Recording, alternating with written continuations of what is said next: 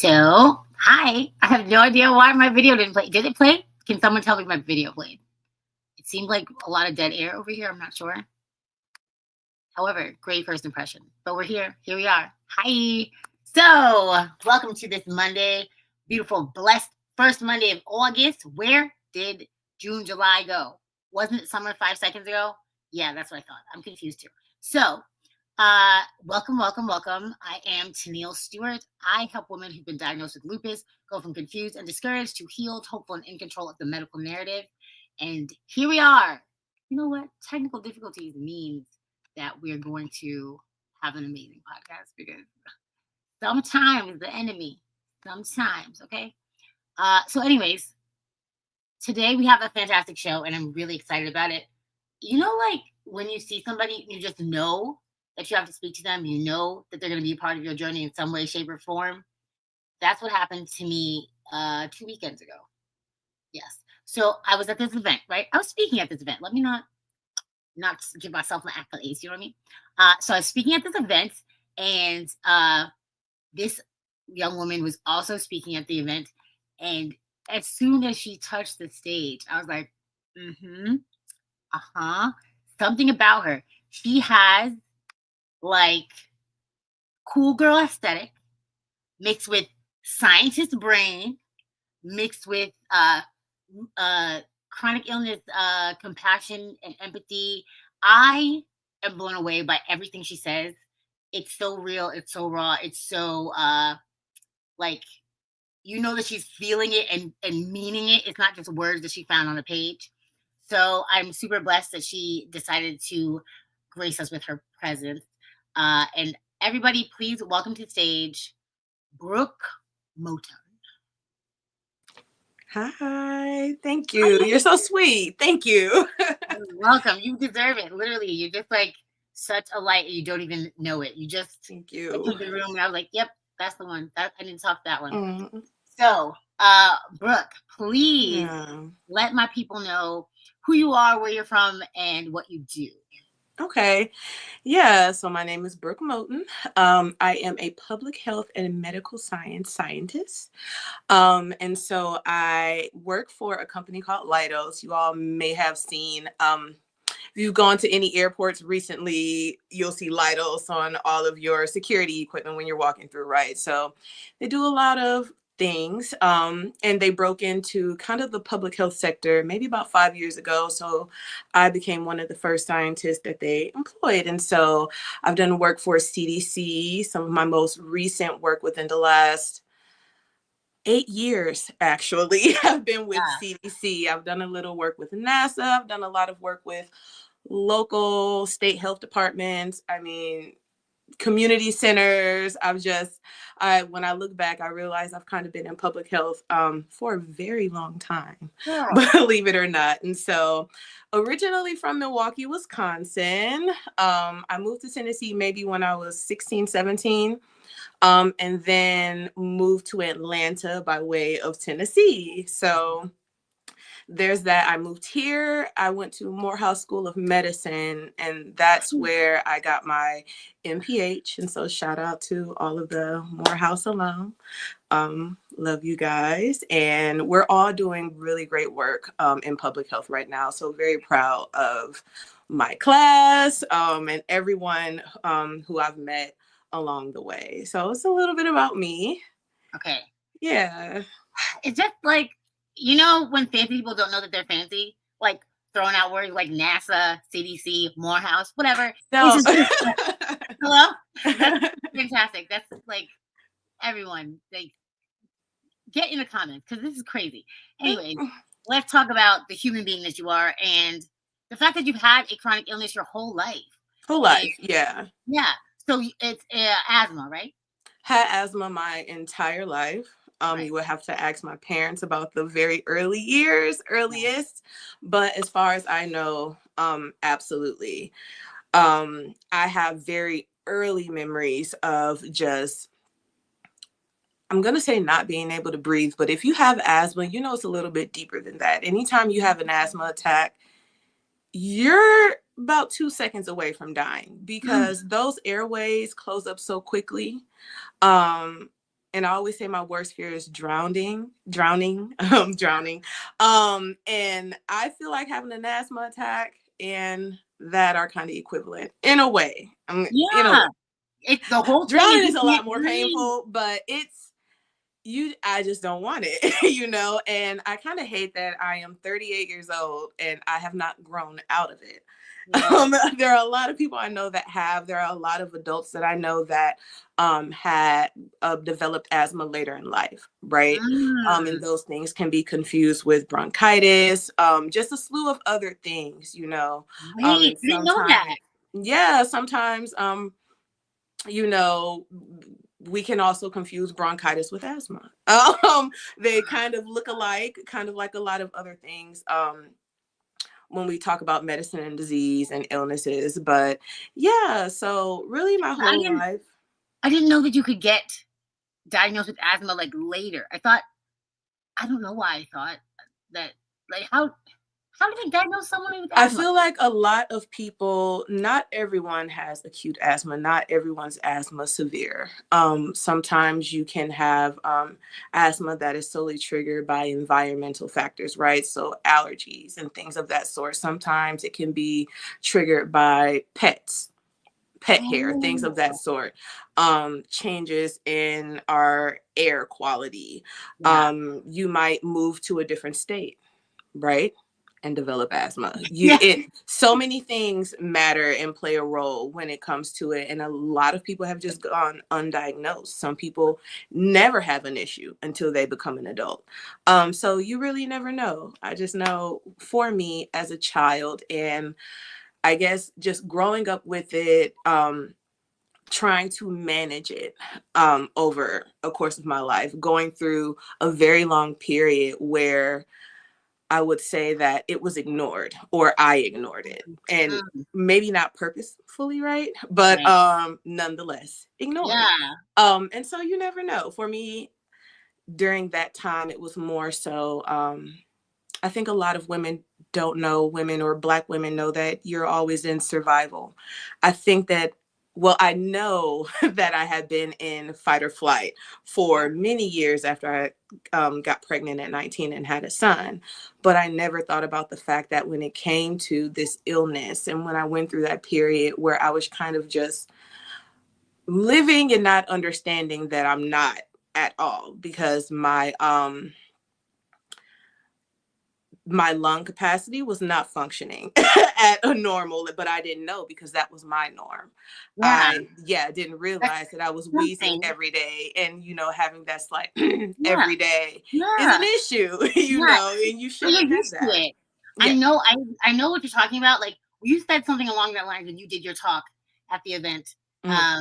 And I resonated with that so much because if you are in pain every day, how do you know the difference? You Like, don't. between, like, what feels good and what feels good? I've always Mhm. said this since the first time I had a really major flare up. I've always said you never know how bad you feel until you feel good for the Yeah. first time. Until you And feel it's good. so crazy Mhm. that we can go our whole lives. We're in our late 30s. Didn't Yeah. realize for so long like that it was bad. And I understand also about not being able to breathe. So the beginning of the flare up that's in medical journals, they took 1.5 liters of fluid off of my lungs, and I was just going to college, and I had just graduated, but I was just like, this is what it's like. This is my life. This is my. Yeah, hanging out with friends, just normal, I just did I not know. think that is it's a problem in our community only now, but at one point in time it was beneficial. So when you think about our culture, our people, it's important to know that people of African descent, we retain sodium we retain sodium better than anyone else on this planet. Mhm. And so if you kind of think back historically in the fields, that was to our benefit because it's hydration, right? And so we're sweating a lot. We evolved in very hot climates, right? Mhm. And Mhm. so our bodies naturally, to our benefit, when you think about trauma, how it changes our DNA, we started holding on to a lot of salt, which helped us back then. So we survived those conditions. Right. And then not so much now, right? So if you think about it and you think about our communities, you see a lot of dialysis clinics because we have a lot of kidney issues, right? Because we hold on to salt a lot more. And people say you're eating the wrong things, but might not necessarily be so, because when you think about it, we need sodium. Right. It's vital to our survival. But for us, we hold on to it better than anyone. Yeah. And so when we're talking about asthma, as you know, asthma is treated with prednisone. I was on prednisone for years at one point in time of my life, right? Yeah, So much so that when I became an adult, there were so many things that were happening to me that I didn't really attribute to my prolonged use with prednisone until, you know, I got in school and started not only listening to my own body, but kind of just taking my experience and what I was learning and bringing it into one. Which is so important, because you hear a lot of people always say, you know, well, I don't believe it, you know, if people say that's what I feel, you know, and it's just like, science is not the absence of intuition. Thank you. And put it on a t-shirt. Think about intuition is in our bodies. It's not out there. You know, science is out there. And you need them both when we're talking about our survival, you know, with this illness or with any disease that we have. And so I say all that to say, when we're talking about prednisone, when you take prednisone, what prednisone is going to do, it's going to retain the sodium in your body while also getting rid of potassium, which is something that you need to offset the sodium in your body. Right. And so when you're on prednisone for so many years, for me, I'll just say 10 years, maybe. Right? Let's say that. And prednisone, don't get me wrong, it is an amazing drug, right? I always say it's a double-edged sword, because it does what it needs to do. It's going to do a lot of great things, but it's also going to do a lot of things that you did not expect and don't want. And so now we're talking about the fact that now we're adults and we're wondering why, as Black women, we're seeing that we have such low levels of potassium, now realizing that we have hypokalemia, right? So now we have low potassium in our blood. So now we've changed our DNA. Yep. Right. Yep. And so you don't notice those things, but you have severe cramping, right? Whenever you come off of prednisone, especially for me. So that was my experience. Whenever I would come off of it, even now, if I have to go on for a week, or a month, you know, because they'll have to do a taper, because you cannot just stop prednisone. If anyone knows, it's not something that you can just stop cold turkey. You're not supposed to. You cannot. You'll notice sometimes that you have a lot of heart palpitations or pain. Might feel like you're having a heart attack because you're good. Because that affects your heart. Absolutely. That's what they told me. That like, so I've gotten off of prednisone and I'm not.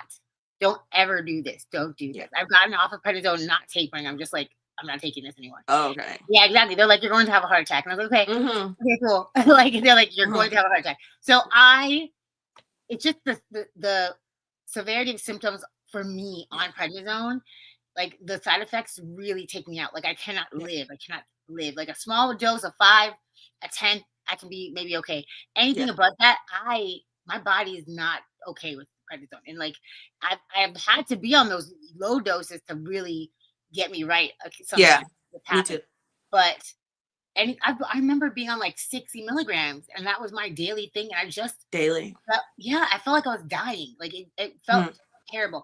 And when I do get off prednisone, I do like a full like fast where I'm only doing fruits and vegetables and water, because like I'm doing smoothies, juices, or eating them or whatever. But like, I want it out because. But there's so much more that comes with that, right? Because you also have to deal with constipation. Why? Because that prednisone is also killing all the good bacteria in your gut. There's so much happening in your gut because of that medication. So physicians don't really tell you, but when you're taking that prednisone, 30 minutes to an hour later, you should be taking a probiotic. Yeah. I found that out myself. Just like, it's so important. Yeah. Why don't they tell us? Do they not know? Do the doctors actually not know? And so this is what brings me to my next point, which was pivotal in my journey. Because like I said, my asthma might have been under control when I was younger, living in Wisconsin, but not until I moved here and advocated for a Black doctor during one of my hospitalizations. Mhm. I was just tired, and I had a Black OB for the first time in my life. She changed my life. I don't think I've ever had Shout one. out to Ngozi and Nachabe. Changed my life. And so what I started doing was just, one by one, kind of changing all of my medical team all around. Didn't even know I needed a pulmonologist until this day. And he kind of comes in and is like, hi, what's going on? We talk. And he gets upset. He's just like, you should not have had 4 hospitalizations this year. And Yeah. I was going to an allergy and asthma clinic here, right? Mhm. Um, he cared for me in the hospital for those 10 days. When I got out, met him in the office, we talked, and within the month he figured out what was going on. And so fast forward now, Wow. 5 years later, because I am allergic to the air here in Atlanta, I am on maintenance medications for my asthma, yes, but I also go every 2 weeks to receive Xolair, which it has a chemo base. So when you get it, you have to get it at an inpatient outpatient facility, which is Yeah. fine with me, but it changed my life. Like, not even realizing I'm not wheezing every day. Didn't Wow. even know that my wheeze was a wheeze. It's just like, no, I'm just This breathing. is how I breathe. Just breathing. Yeah. This Just is the way that I breathe. It sounds like yeah. And then when I just think back to being a mom and just being in school, or just really just life in general, like, there's no time for me to have asthma. Yeah. Yeah. Yeah. There's no time. Yeah. Just stick a band-aid on it. Right. Right? Right. Like, But that's why I have people like you on, is that I yeah. want you to take a good look at this woman. Okay. She has children. She has a very like Dude. important, very like you gotta be meticulous with everything you're doing type of job. She also has a chronic illness. She is speaking on stages. She's on this podcast. She is living a full life in her own way with a chronic illness, and it's not stopping her. Do you understand? Like, Yeah. people get diagnosed with something, or they look at people that are successful and smart and doing things. They're like, that can't be for me. I can't do that because I have MS, I have lupus, I have diabetes, I have high blood pressure.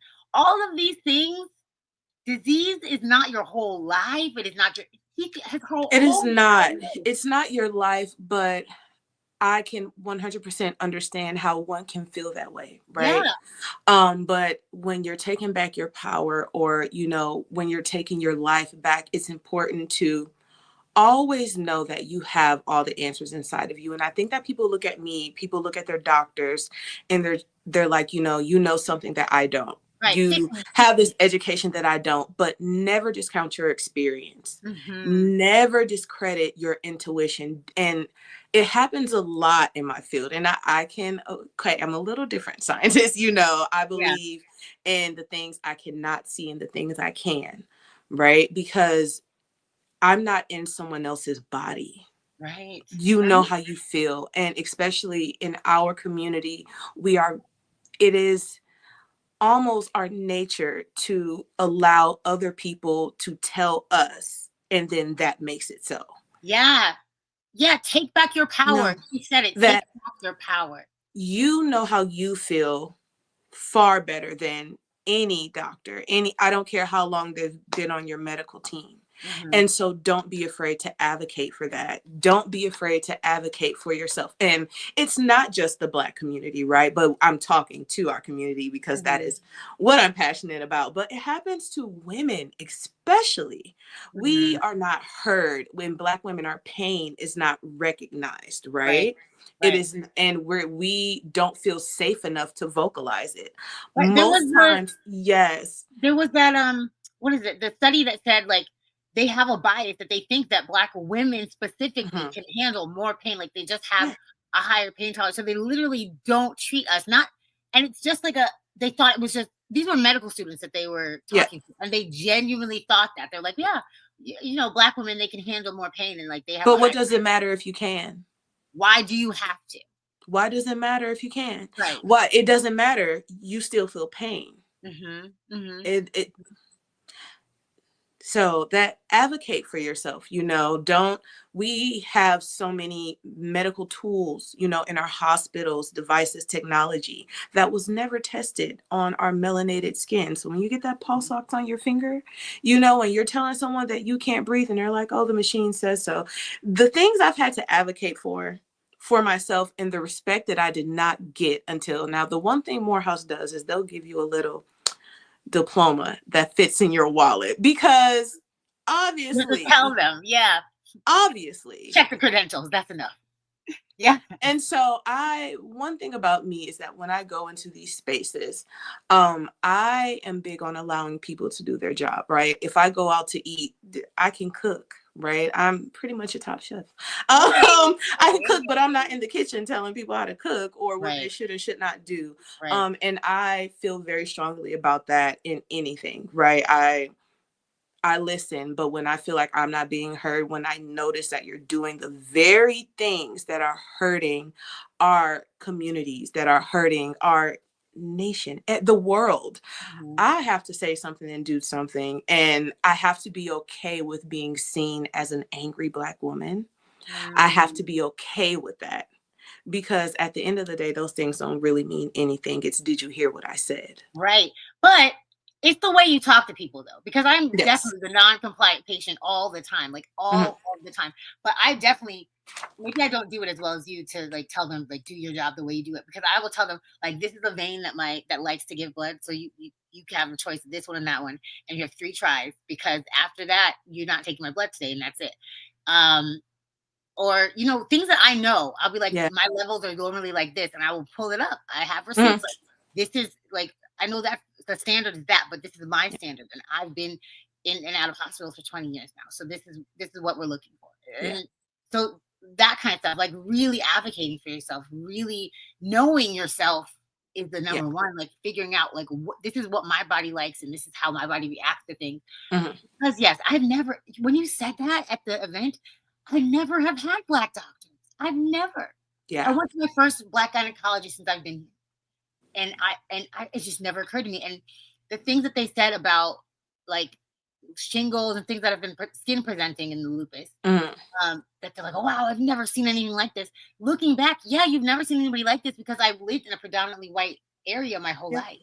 So you'd be surprised how many white doctors don't recognize eczema, shingles for what it is on Black patients. You'd be surprised how many nurses can't find a vein on a Black patient because they're Black, and it's more difficult. So when I encourage people to, not just Black people finding Black doctors, if you're Jewish, find a doctor that's Jewish, find a doctor that looks like you, that experiences the same experiences as you, that has the same walk of life as you, right? A lot of people don't know that Middle Eastern women,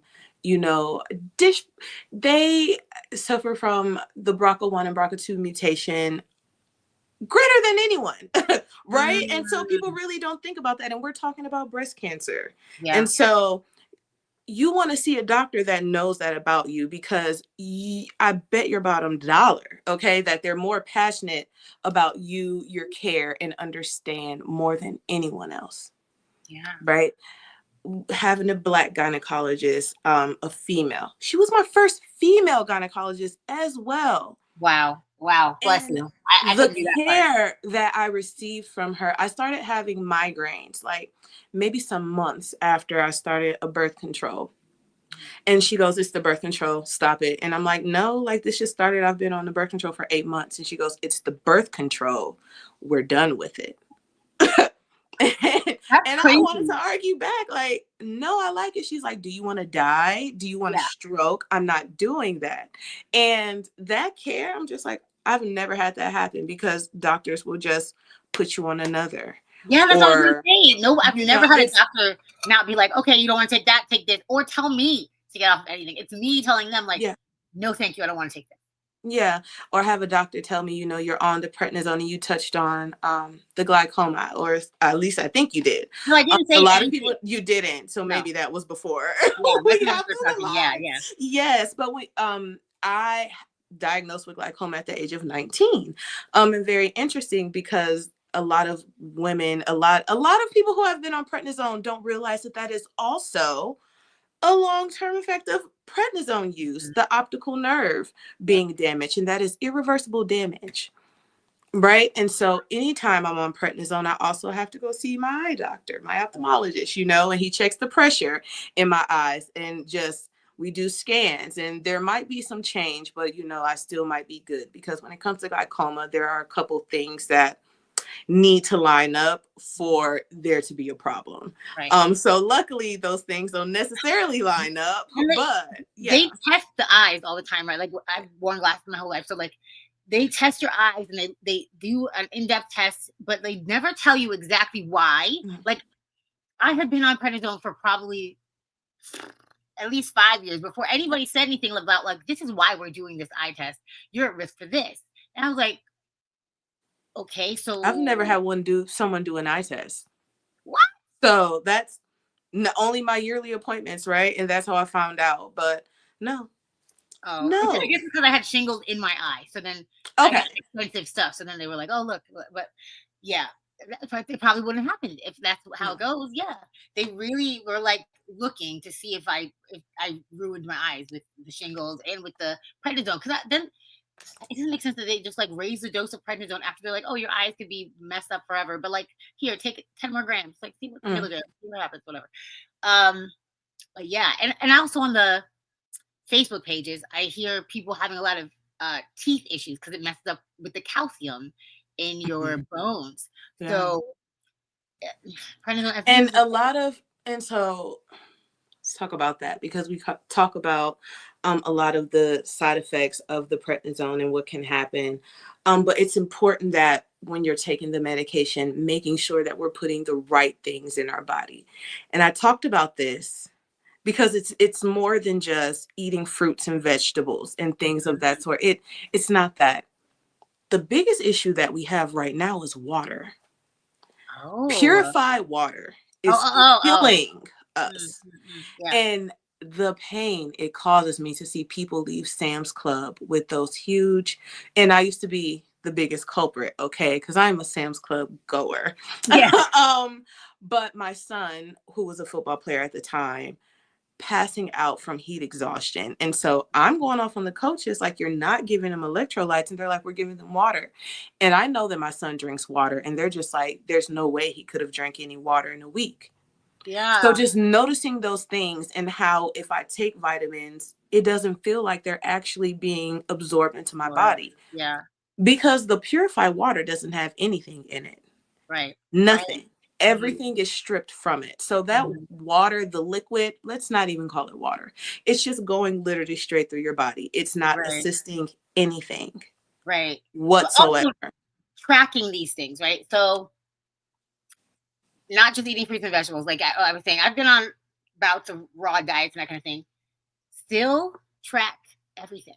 What you are putting in your body, like you're getting minerals and vitamins from different things. Don't just eat random. Don't just like throw things in your body and be like, oh, no, I'm supposed to feel better. Like, it's all math. It's all like, am I getting this percentage? Like, you can do blood tests that are simple, easy, that will track what's going on if you don't believe what's going on. But track it every day. What are you eating? What are you drinking? So that you can go back, and it's all notes. Always and have move your body and move your body. Amen. Walk. That's a walk. Like, it's that simple. No one is telling you to go to Planet Fitness, but when you are on prednisone, because that's the topic that we're talking about, you're gonna have to do that. Even when you don't want to. Especially, and with the understanding that yes, this medication has side effects, and you're taking it for another purpose, right? For something that needs more attention, needs that specific attention, but don't neglect everything else. So talking about water, spring water that comes from the ground is going to be best for you. Water that has sulfur in it, that has iron in it, that has all those things that you think you don't need, all the metals that you think you don't need. Let's simply put, big part of my job is putting a lot of medical jargon into latent terms for normal folks, right? And so also don't let those big words throw you off when you are in those hospital settings. Google them. That's why they're doing it. Yeah, exactly. It's some simple stuff that they're talking about, right? But they just want to sound like important and like you should listen to them. Which, like, yes, listen to your doctors, be polite, and all the things. I've talked about this ad nauseum, but please know what they are talking about. Don't let them be talking around you and at you, and you're not absorbing anything. You don't know what's going on, because it could be life or death, legitimately. And that's how you know if you have a good doctor. Right. If they break it down. How is your doctor speaking to you? And we're not at takeaways yet, but the one thing that I always want everyone to always think about when they are picking a physician, especially if you are a person that, you know, just solely believes in science. If it's not a fact, I don't believe it. For me, I don't want a physician that doesn't have any intuition. I need you to have all of your education and be intuitive as well. Right. Because that's how you're going to help me. Because I need you to help the things that aren't proven in the test, because that's why we're still here, right? I need you listen to what I feel and possibly have a feeling about what could be going on. And I just find that for me, Black doctors in my community are like that. Right. Yeah. And I have a tendency, my body has a tendency to prove research wrong on a regular basis. Like that's people study me, because every time they're like, this is how this always works. Then they try it on me and it works completely the opposite. Yeah. Or like extremely high or extremely low performing in whichever way. And I know my body at this point. Like as a 19-year-old, when I got diagnosed, no, I had no idea what was going on. I was listening to everybody. But at this point, now I'm aware. And the team that I had in New York, they were very aware. Like I was friends with them, went to weddings and baby showers and all that, because they knew me. And that was a good like 10-year period that it was easy appointments, because everybody knew what was going on with my whole body. And now I'm building a new team, which is an adventure in Atlanta, and I don't get it. It's very scary, and I don't like it very much. But that's what I'm looking for. I'm looking for people who are open to the research that they know, not being exactly what it is on my body, and not an argument, just a discussion. Like, okay, so this isn't working. What else can we do? How can we attack it, etc. I think that's a problem in medicine and public health and all of those things that require research, an idea, a question, you know, something that we want to know. I think that a lot of folk go to school for whatever reason they do, but they're not really passionate or care about the work that they're doing. Sometimes we do it because our family pushes us that way. Sometimes we need a title. I don't know the reasons, but it's important that when you learn something, it's how you are able to apply it into your field. And so that isn't just textbook. Things don't look XYZ, XYZ. And I always use the example, if you're in medicine, you know that meningitis and mono have the exact same symptoms. They feel like I've gotten a spinal tap when I've only had mono. And twice. And then I've had meningitis and was diagnosed with mono. And went 2 days before I went to another hospital. So you have to think about those things. You have to look at everything. Oftentimes we will diagnose or look at a symptom of something and focus on that and not realize that there's something much bigger at play. Right. Oh my gosh. Right? Woo. Brooke. So hot when you said that. That's why it's important. Like I had 2 guests ago, I had a guy and his wife had lupus, but passed away from an overdose in the hospital. Like it's malpractice or like mixed diagnosis that kills a lot of people. Yeah. So knowing these things is very important, and being able to express how you feel, what you're feeling, I have another episode about that. Like, wow, wow, wow, wow. We could talk about this for literally forever. Let me reel it in because the girl, Okay. this is such an interesting conversation and topic, and like you're just a wealth of knowledge. And thank you again for being here. So, um, let me read some comments before we get into takeaways. Oh, there are comments. Okay. Yes, yes, yes. Of course, there are comments. What you think? I Okay, see them. beautiful here, 100%. Thank you for sharing this today live. Please, guys, let me know if you were watching this live. Put an L in the comments or a live in the comments. I want to just know. I want to just be nosy. Believe it. You got this. Keep going. Somebody quoted, "There's no time for me to have asthma." You know, Jonathan. That you know how that is. You know me. You know how that is. I don't have time to be sick this month. Let's like reel it in. Yeah. Someone said asthma sucks. Bren said asthma sucks. Another quote, "You have all the answers inside of you." Amen. Yes, you do. Your friend, somebody said, "Thank you for sharing your insight, Brooke. Never doubt SJ." I don't know who that is. Bless you, ladies. Thank you for sharing this message. We take our professional suggestions seriously. We're professional. Oh, somebody said, "How about boils water?" What do you think of that? Boils water? Yeah. So she lives in New York. Okay. So the water, I feel like, is better. We have like the oldest pipes or whatever, and people drink from the pipe all the time and are okay. And in my very Jamaican family, we boil the water instead of like going getting purified water. What do you think about that? Like to kill what needs to be killed, but then you still have the whatever needs to be in there. I am a fan of tap water. So Okay. I think that depending on your conditions, I don't know much about New York's water, but living here in Atlanta, anytime we're under a boil advisory, it's not a great thing. Yeah. The water is very hard here. Yeah. So I think that boiling water can kill the harmful things, but I also think that those things can kill some good things as well. But I think it's still better than purified water. Okay. Go ahead. Go ahead, everybody. All my my New Yorkers, go ahead and keep boiling your water. We'll be all right. Yeah. Yeah, but New York water tastes so much better than Atlanta water and Florida water. Ugh, it's chlorine and terribleness. So let's go to Instagram. That was all Facebook. So Instagram from the bottom. Oh, we're gonna need a part 2, guys. Yes, yes, yes, yes. I got you. Part 2. We're gonna have to do it. Excellent topic discussing learning and received. Definitely. Oh, she doesn't boil or drink tap. I don't know. You live in New York. New York has the good tap water. I don't know. Okay, we have hi Jean. Good afternoon. Boss woman Brooke, somebody said. Somebody else said, "That's my friend, heavy on the fancy." Yeah, that's so funny. Love that. Science is not the absence of intuition. We know what we know. Amen, Karen. Yes, it's so true. I love that saying. I'm gonna write it somewhere. It's important to know. Wow, I didn't know how deep this all can go. Yeah, girl.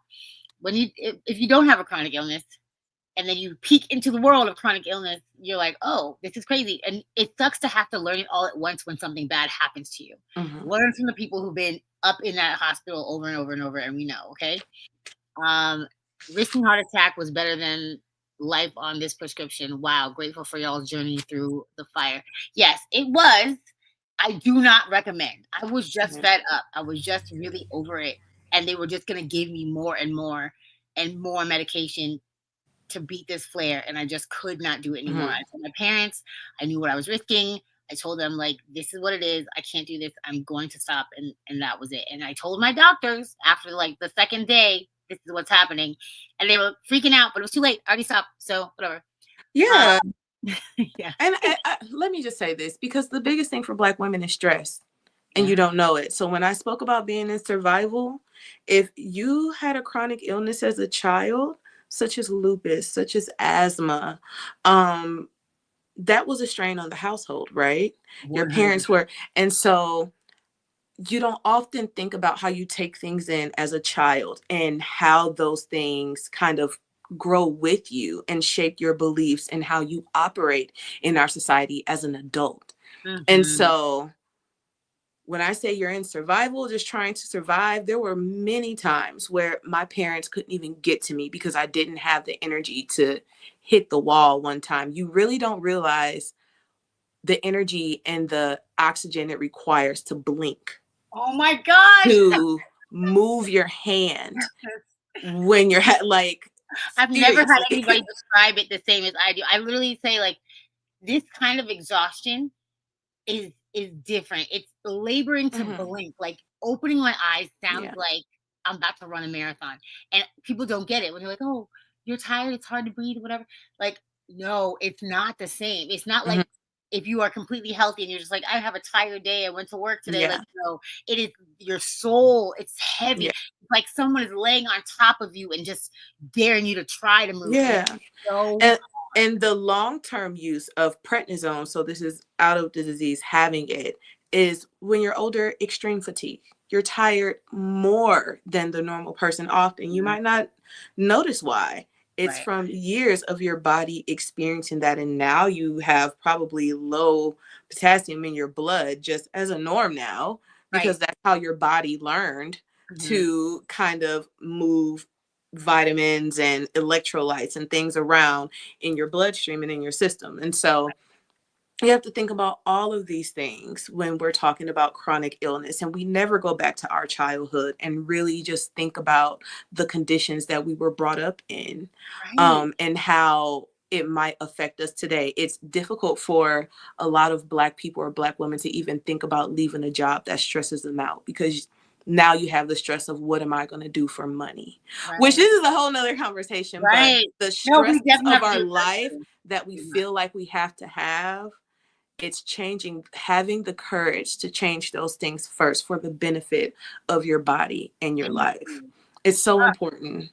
Rock. This is so Yeah. good. It's so good. Okay, I'm gonna read a couple more comments, then we gotta go. But like, All right. this is crazy. Okay, both and disease is not your identity. I love that. Taking back your power. Yes, you know you're normal better than they do. So sad but true. I've been going to doctors that look like me for the past few years. Wow, wow, wow. Spring water, Fiji water. If I'm feeling bougie, throw that Fiji water out. Throw it out. It doesn't even Throw throw that it out. out. That's It does ridiculous. not. That's No, ridiculous. nothing for you. Okay, moving through this like rock stars. Thank you, thank you, thank you. Okay, um, someone said, "I think y'all just became besties." I think so. I think so. It's Yeah. happening. Okay, so um, in just to not have this be the longest episode ever, even though Yeah. like I really would, because this is so good. Mm. What is one takeaway that you want people to, when they leave this podcast, when they turn this off, that they can think about all day and like take an action and just know that this is something they need to know?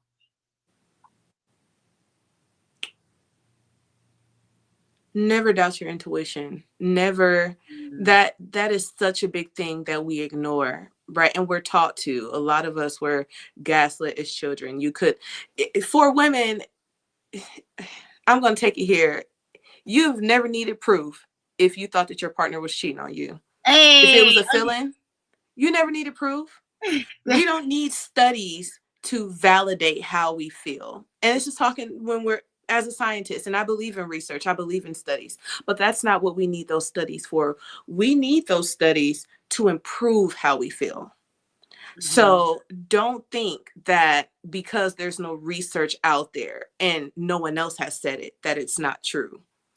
All research is just other people doing the work. This is what they intuit at some point. They had a question, I wonder, and went for it. It doesn't make it not true any less real, because it doesn't exist on paper somewhere, or someone doesn't recognize it or refuses to acknowledge it.